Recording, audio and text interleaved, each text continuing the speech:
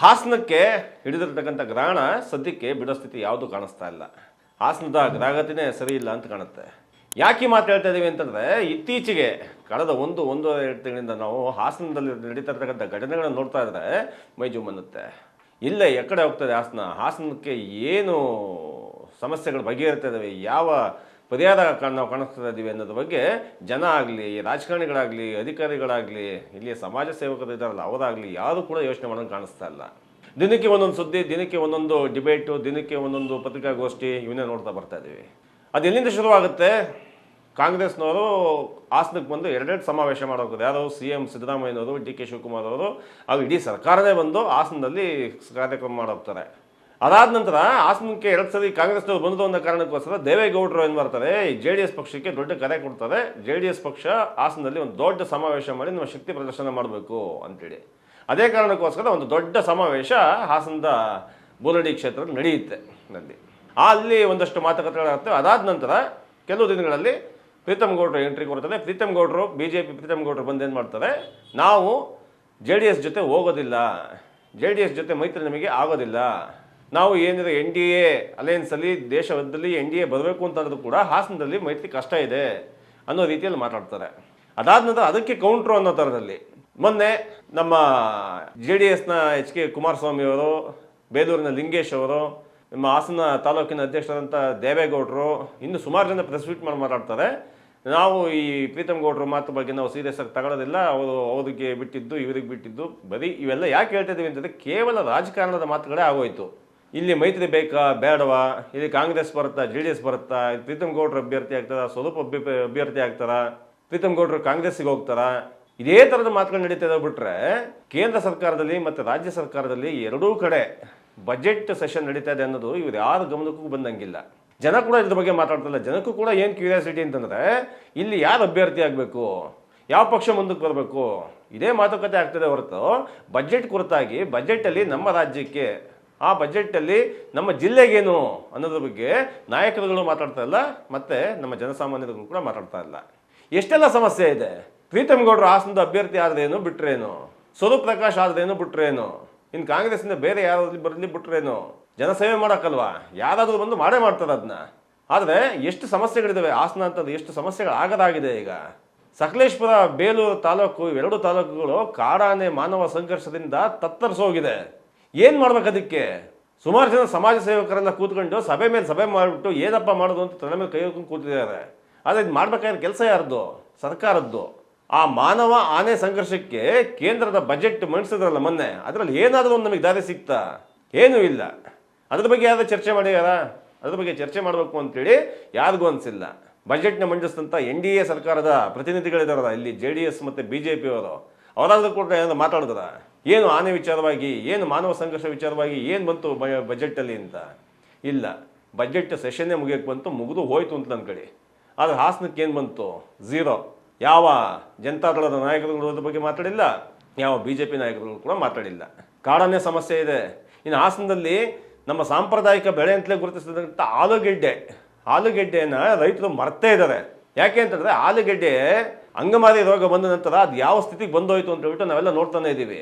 ರೈತರ ಬಗ್ಗೆ ಕಿಂಚಿತ್ತು ಕಾಳಜಿ ಇದ್ದಿದ್ದರೆ ಈ ಸರಿ ಬಜೆಟಲ್ಲಾಗಿರಲಿ ಅಥವಾ ಯಾವುದಾದ್ರು ಒಂದು ವಿಷಯದಾಗಿರಲಿ ಇವರು ಆಲೂಗೆಡ್ಡೆ ಸಮಸ್ಯೆ, ಆಲೂಗೆಡ್ಡೆ ಉತ್ಪನ್ನಗಳ ಕುರಿತಾಗಿ ಮಾತಾಡಬಹುದಾಗಿತ್ತು. ಅದನ್ನು ಮಾತಾಡ್ತಾ ಇಲ್ಲ. ಇನ್ನು ಹಾಸನ ನಗರಕ್ಕೆ ಇನ್ನು ಏನೇನು ಬರಬೇಕಾಗಿತ್ತು, ಜಿಲ್ಲೆಗೆ ಏನೇನು ಬರಬೇಕಾಗಿತ್ತು, ಎಷ್ಟು ಕೆಲಸಗಳಿದ್ದಾವೆ. IIT ಬರಬೇಕಾಗಿತ್ತು. IIT ಬಗ್ಗೆ ಈ ಸರಿ ಘೋಷಣೆ ಆಗುತ್ತೆ ಅಂತ ನಾವೆಲ್ಲ ಆಶೆ ಇಟ್ಕೊಂಡಿದ್ವಿ ಕೇಂದ್ರ ಬಜೆಟ್ನಲ್ಲಿ. ಆದರೆ ಅಷ್ಟೊತ್ತು ಮಾತಾಡಿದಂಥ ನಿರ್ಮಲಾ ಸೀತಾರಾಮನ್ ಅವರು ಒಂದೇ ಒಂದು ಲೈನ್ ಆಗಲಿ, ಒಂದೇ ಒಂದು ಪದ ಆಗಲಿ ಇದ್ರ ಬಗ್ಗೆ ಮಾತಾಡೋಕ್ಕೆ ಸಾಧ್ಯವೂ ಇಲ್ಲ. ಯಾಕಮ್ಮ ಮಾತಾಡಲಿಲ್ಲ ನೀವು ಅಂತ ಹೇಳ್ಬಿಟ್ಟು ಯಾವ ಕರ್ನಾಟಕದ ಸಂಸದರು ಕೂಡ ಕೇಳಲಿಲ್ಲ. ಯಾಕೆ ಕೇಳ್ತದೆ ಅವರಿಗೆಲ್ಲ ಯಾವ ಕ್ಷೇತ್ರದಲ್ಲಿ ಯಾವ ಅಭ್ಯರ್ಥಿ ನಿಂತ್ಕೋಬೇಕು ಅಂತಲೇ ಇದಕ್ಕೆ ತಲೆಬಿಸಿ ಹೊರತು ಹಾಸನಕ್ಕೆ IIT ಬಂದು ಅವ್ರಿಗೆ ಏನಾಗಬೇಕಾಗಿದೆ, ಬಿಟ್ಟೇನಾಗಬೇಕಾಗಿದೆ. ಅದೇ ರೀತಿಯಾಗಿ ಹಾಸನಕ್ಕೆ ಒಂದು ಸೈನ್ಸ್ ಪಾರ್ಕ್ ಆಗಬೇಕು. ಸೈಂಟಿಫಿಕ್ ಎಂಪವರ್ಮೆಂಟ್ ಅನ್ನೋದು ಕಳೆದೇ ಹೋಗ್ತಾ ಇದೆ. ವೈಜ್ಞಾನಿಕವಾಗಿ ಯೋಚನೆ ಮಾಡ್ತಕ್ಕಂಥ, ವೈಚಾರಿಕವಾಗಿ ಯೋಚನೆ ಮಾಡ್ತಕ್ಕಂಥ ಮನಸ್ಥಿತಿ ಬೆಳೆಸಬೇಕಾಗಿದ್ದು ನಮ್ಮ ಸರ್ಕಾರದ ಮೊದಲ ಆದ್ಯತೆ. ಆದರೆ ಸೈನ್ಸ್ ಪಾರ್ಕು ಮಕ್ಕಳ ಪಾಲಿಗೆ ಭಾಳ ದೊಡ್ಡ ಕ್ಷೇತ್ರ. ಅದು ಆ ಸೈನ್ಸ್ ಪಾರ್ಕ್ ಮಾಡಬೇಕು ಅಂತೇಳಿ ಆ ದುಡ್ಡು ಅಲಾಟಾಗಿ ದಶಕ ಏನು 15-20 ವರ್ಷಗಳೇ ಆಗೋಯ್ತು. ಆ ದುಡ್ಡಿನ್ನು DC ಆಫೀಸಲ್ಲಿ ಬಿದ್ದಿದೆ. ಅದನ್ನು ಎಕ್ಸಿಕ್ಯೂಟ್ ಮಾಡೋಕ್ಕಾಗ್ತಾ ಇಲ್ಲ. ಇದ್ರ ಬಗ್ಗೆ ಯಾರೂ ಚರ್ಚೆ ಮಾಡ್ತಾ ಇಲ್ಲ. ಸೈನ್ಸ್ ಪಾರ್ಕ್ ಬಂದರೆ ಅದು ಎಷ್ಟು ದೊಡ್ಡ ಕೆಲಸ ಆಗುತ್ತೆ ಅಂತ. ಅದ್ರ ಬಗ್ಗೆ ಮಾತಾಡೋದಕ್ಕೆ ಇವ್ರಿಗೆ ಸಮಯ ಇಲ್ಲ. ಇವ್ರಿಗೆ ಏನಿದು ಅಭ್ಯರ್ಥಿಗಳ ಬಗ್ಗೆ ಮಾತಾಡೋಕೆ ಮತ್ತೆ ರಾಜಕೀಯ ಮಾತಾಡಿ ಜನ ಸಿಕ್ಕಾಪಟ್ಟೆ ಟ್ರೋಲ್ ಮಾಡ್ತಾರೆ, ಅದನ್ನೇ ವಿಡಿಯೋ ಮಾಡಾಕ್ತಾರೆ, ಅದ್ರ ಬಗ್ಗೆ ಪೋಸ್ಟ್ ಹಾಕ್ತಾರೆ. ಆದರೆ ಈ ಸಮಸ್ಯೆಗಳ ಬಗ್ಗೆ ಏನು ಮಾತಾಡಲ್ಲ. ಇನ್ನು ಎಷ್ಟು ಸಮಸ್ಯೆಗಳಿದ್ದಾವೆ. ಗೊರೂರು ಡ್ಯಾಮ್ನು ಮುಂದ್ಗಡೆ ಜಾಗ ಇದೆಯಲ್ಲ, ಹಾಳು ಬಿದ್ದ ಜಾಗ ಆಗೋಗಿದೆ. ಅದು ಎಷ್ಟು ವರ್ಷ ಆಯಿತು ಗೊರೂರು ಡ್ಯಾಮ್ ಆಗಿ. ಅದ್ರ ಮುಂದೆ ಒಂದು ಬೃಂದಾವನ ಕಟ್ತೀವಿ ಅಂತೇಳಿ ಮಾತಾಡಿದ್ದೇ ಬಂತು. ಆದರೆ ಎಲ್ಲಿ ದನಗಳ ಮೇಯೋದಕ್ಕೆ ಹುಲ್ಲು ಬೆಳೆದೇ ಹೊರತು ಯಾವ ಬೃಂದಾವನ ಕೂಡ ಆಗಿಲ್ಲ ಅಲ್ಲಿ. ಆಯಿತು, ಅಲ್ಲಿಯ ಗೊರೂರು ಡ್ಯಾಮಿನ ಮುಂಭಾಗ ಆಯಿತು, ಹಿಂಭಾಗದಲ್ಲಿ ಏನಾದರೂ ಸಮಸ್ಯೆ ಕ್ಲಿಯರ್ ಆಗಿದೆಯಾ? HRPಯಿಂದ ಎಷ್ಟು ದೊಡ್ಡ ಹಗರಣ ಆಗೋಯ್ತು. ಆ HRP ಕೇಸ್ ಬಗ್ಗೆ ಯಾರು ಕೂಡ ಮಾತಾಡಿಲ್ಲ. ಇವತ್ತು ಕೂಡ ಅದೆಷ್ಟೋ ಜನ ರೈತರಿಗೆ ಭೂಮಿ ನೀರು ಸಿಕ್ಕಾಗಿದೆ. ಎಂಥ ದೊಡ್ಡ ತ್ಯಾಗ. ಮಂಡ್ಯಕ್ಕೆ ನೀರಾಗುತ್ತೆ, ತುಮಕೂರಿಗೆ ನೀರಾಗುತ್ತೆ, ಎಲ್ಲೆಲ್ಲಿಗೆ ನೀರು ಕೊಡ್ತಕ್ಕಂಥ ಆ ಜಾಗ ಕೊಟ್ರಲ್ಲ, ಅರಕಲಗೂಡಿನ ಭಾಗದ ಆಲೂರು ಭಾಗದ ಜನ ಇದಾರಲ್ಲ, ಅವರು ಭೂಮಿ ಕಳ್ಕೊಂಡು ಇವತ್ತು ಕೂಡ ಪರಿತಪಿಸ್ತಾ ಇದ್ದಾರೆ. ಆದರೆ ಅವ್ರಿಗೆ ಸಿಕ್ಕಿದ್ದೇನು? ಎಲ್ಲ ಭೂಮಾಫಿಯಾ. HRP ಅಂತಂದರೆ ದೊಡ್ಡ ಹಗರಣ. ಅದು ಹಗರಣದ ಬೇಸರದಲ್ಲಿ ಏನಾದ್ರು ಸಫಲರಾದ ಇದ್ರ ಬಗ್ಗೆ ಮಾತಾಡಲ್ಲ. ಮತ್ತೊಂದು ಸೆಕೆಂಡ್ ಏನು ಮಾತಾಡ್ತಾರೆ? ಪ್ರೀತಮ್ಗೌಡರು ನಿಂತ್ಕೊಬೇಕಾ, ಸ್ವರೂಪ್ ನಿಂತ್ಕೊಬೇಕಾ, JDS ಜೊತೆ ಹೋಗ್ಬೇಕಾ, ನಾವು BJP ಜೊತೆ ಹೋಗ್ಬೇಕಾ, ಇದನ್ನು ಮಾತಾಡ್ತಾರೆ ಹೊರತು ಇನ್ನೇನು ಮಾತಾಡೋಕ್ಕಲ್ಲ. ಈಗ ಮೊನ್ನೆ ತಾನೇ ನಾವೇ ಸುದ್ದಿ ಪ್ರಸಾರ ಮಾಡಿದ್ವಿ, ಎಲ್ಲ ಕೂಡ ಕಡೆ ಪ್ರಸ್ತಾಪ ಆಗ್ತಾ ಇದೆ. ಹಾಸನ ನಗರದೊಳಗೆ ಭೂಮಾಫಿಯಾ ದೊಡ್ಡ ವಿರಾಟ ರೂಪದಲ್ಲಿ ದೊಡ್ಡ ಲಕ್ಷ ಹೆಚ್ಚು ಕಡಿಮೆ ಹತ್ತತ್ರ ನೀವು ಮಾತಾಡಕ್ಕೆ ಹೋದ್ರೆ ಎಷ್ಟು ಕೋಟಿ ಅಂತ ನಿಮಗೆ ಲೆಕ್ಕಕ್ಕೆ ಸಿಗಲ್ಲ. ಆ ಮಟ್ಟದಲ್ಲಿ ದೊಡ್ಡ ಪ್ರಮಾಣದ ಭೂಮಾಫಿಯಾ ನಡೀತಾ ಇದೆ. ರೇವಣ್ಣನವರೇ ಪ್ರಸ್ತಾಪ ಮಾಡ್ದಂಗೆ ರೇವಣ್ಣವ್ರಿಗೆ ಪ್ರೆಸ್ ಮೀಟಲ್ಲಿ ಮಾತಾಡ್ತಾರೆ, ಬಟ್ ಮಾತಾಡೋ ಕಡೆ ಎಲ್ಲಿ ಮಾತಾಡ್ತಾ ಇದ್ದಾರೆ ಅವರು? ಅದು ಔಟ್ಪುಟ್ ಏನು? ಚಿಕ್ಕಮಗಳೂರಲ್ಲಿ 500 ಕೋಟಿಯಷ್ಟು ಅವ್ಯವಹಾರ ನಡೆದಿದೆ ಭೂಮಿದು ಅಂತ ಹೇಳ್ತಾರೆ ಇವರು. ಆದರೆ ಅಲ್ಲಿಂದ ಮುಂದಕ್ಕೆ ಮಾತಾಡಲ್ಲ ಇವರು. ಆಯಿತು, 500 ಎಕರೆ 500 ಕೋಟಿ ಇದೆಯಲ್ಲ, 500 ಕೋಟಿ ಇದ್ದರೆ ಏನು ಅವ್ಯವಹಾರ ಆಯಿತು, ಏನು ಅಪ್ಡೇಟ್ಸ್ ಅದ್ರ ಬಗ್ಗೆ ಅಂತ ಕೇಳಿದ್ರೆ ರೇವಣ್ಣರಿಗೂ ಗೊತ್ತಿಲ್ಲ. ರೇವಣ್ಣರು ಏನು ಮಾತಾಡ್ತಾರೆ? ನಾನು ಅರಸೀಕೆರೆಗೆ ಹೋಗಿ ಎಲೆಕ್ಷನ್ ನಿಂತ್ಕೊತೀನಿ ಅಂತಾರೆ. ಶಿವಲಿಂಗೇಗೌಡನ ಮುಗಿಸೋದೇ ನನ್ನ ಜೀವನದ ಪರಮೋದ್ದೇಶ ಅಂತ ಹೇಳ್ತಾರೆ. ಶಿವಲಿಂಗೇಗೌಡ ನಮ್ಮಲ್ಲೇ ತಿಂದು ಉಂಡು ಬೆಳೆದು ನನಗೆ ಬೆನ್ನಿಗೆ ಚೂರಿ ಹಾಕಿ ಹೋಗ್ಬಿಟ್ಟ, ನಾವು ಅವ್ರನ್ನ ಮುಗಿಸ್ತೇ ನಾವು ಸುಮ್ಮನಿರಲ್ಲ ಅಂತ ಮಾತಾಡ್ತಾರೆ. ನೀವು ಶಿವಲಿಂಗೇಗೌಡನ ಮುಗಿಸ್ತಿರೋ, ಶಿವಲಿಂಗೇಗೌಡನ ಇನ್ನೂ ಮತ್ತೆ JDSಗೆ ಕರ್ಕೊಂತಿರೋ, ಇದು ಕಟ್ಕೊಂಡು ಜನಕ್ಕೆ ಏನಾಗಬೇಕಾಗಿದೆ? ಇದರ ಸಾಕಷ್ಟು ವಿಚಾರಗಳನ್ನು ಮಾತಾಡೋದು ಮರೆತು ಬಿಟ್ಟು ಇವರು ಕೇವಲ ರಾಜಕೀಯ. ಇಲ್ಲಿ ಸಮಸ್ಯೆ ಏನಾಗ್ತಾ ಇದೆ ಅಂತಂದರೆ, ಇಲ್ಲಿ ಯಾರೂ ಕೂಡ ಓಟ್ ಹಾಕೋರಿಲ್ಲ. ಎಲ್ಲರೂ ಕೂಡ ಕಾರ್ಯಕರ್ತರಾಗ್ಬಿಟ್ಟಿದ್ದಾರೆ. ಜನಗಳು ಕೂಡ ಇಲ್ಲ, ಒಬ್ಬ ಯಾರೋ ಇಷ್ಟು ಜನ ಇದ್ದಾರಲ್ಲ, ಇಷ್ಟು ಜನಗಳು ಕೂಡ ಕೇವಲ ನಾಯಕರ ತಪ್ಪು ಅಂತ ಹೇಳೋಕ್ಕಾಗಲ್ಲ. ಇಲ್ಲಿ ಅಷ್ಟು ಜನಗಳು ಕೂಡ ಯಾರೋ ಒಬ್ಬ BJP ಕಾರ್ಯಕರ್ತ ಆಗಿರ್ತಾನೆ, ಇಲ್ಲ JDS ಕಾರ್ಯಕರ್ತ ಆಗಿರ್ತಾನೆ, ಇಲ್ಲ ಕಾಂಗ್ರೆಸ್ ಕಾರ್ಯಕರ್ತ ಆಗಿರ್ತಾನೆ. ಯಾವುದೋ ಒಂದು ಪಕ್ಷದ ಕಾರ್ಯಕರ್ತನಾಗಿ ಅವರ ನಾಯಕರುಗಳ ಬಗ್ಗೆ ಬ್ಯಾಟಿಂಗ್ ಮಾಡೋದೇ ಆಗ್ತಾ ಹೋಗುತ್ತೆ. ಬಿಟ್ರೆ ನಮ್ಮೂರಿಗೇನು, ನಮ್ಮ ತಾಲೂಕಿಗೇನು, ನಮ್ಮ ಜಿಲ್ಲೆಗೇನು ಅಂತ ಕೇಳುವ ಧೈರ್ಯವನ್ನು ಮಾಡ್ತಕ್ಕಂಥ ಶಕ್ತಿನ ನಮ್ಮ ಮತದಾರರು ಕಳ್ಕೊಂಡ್ಬಿಟ್ಟಿದ್ದಾರೆ. ಇವರು ಯಾರೋ ಮತದಾರರಲ್ಲ, ಇವರೆಲ್ಲ ಕಾರ್ಯಕರ್ತರು, ಒಂದು ಪಕ್ಷದ ಕಾರ್ಯಕರ್ತರಷ್ಟೇ.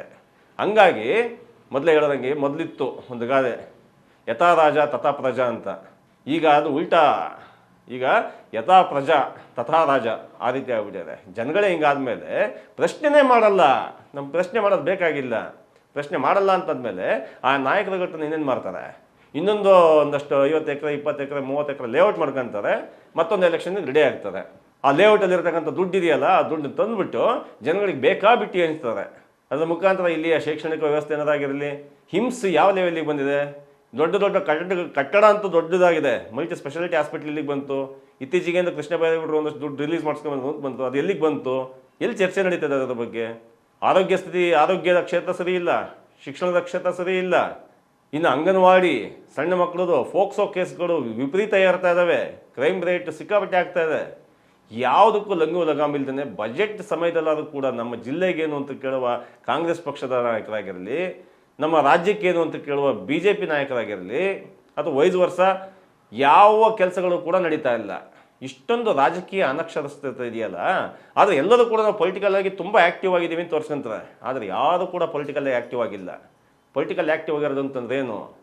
ನಮ್ಮ ಜಾಗಕ್ಕೆ, ನಮ್ಮ ಜನಕ್ಕೆ ಸಿಗಬೇಕಾಗಿದ್ದು ಸಿಗ್ತಾ ಇದೆಯಾ?